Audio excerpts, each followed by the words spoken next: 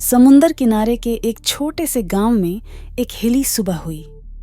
आसमान में बादल छाए हुए थे और बर्फ गिर रही थी।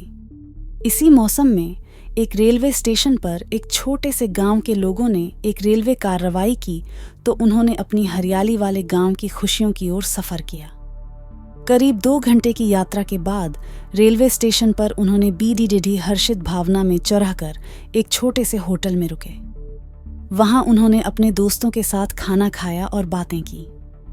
यात्रा के बाद कुछ घंटे बाद एक रेलवे अधिकारी ने दुखी खबर सुनाई।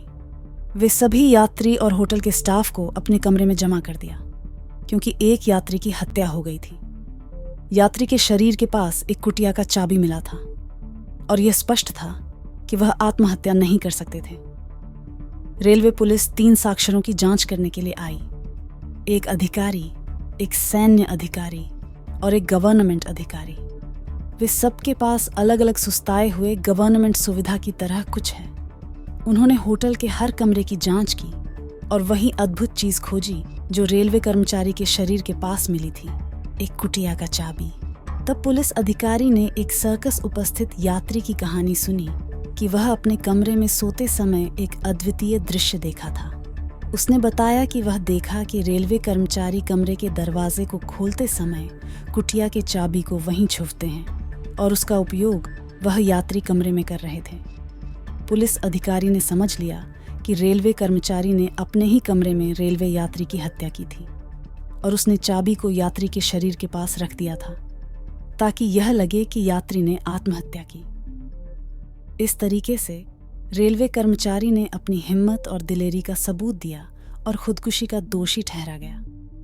यह एक अद्भुत रेलवे मर्डर की कहानी थी जिसमें गवर्नमेंट अधिकारी, सैन्य अधिकारी और गवर्नमेंट अधिकारी ने मिलकर सच्चाई को प्रकट किया और रेलवे कर्मचारी को हत्या के आरोप में गिरफ्तार किया।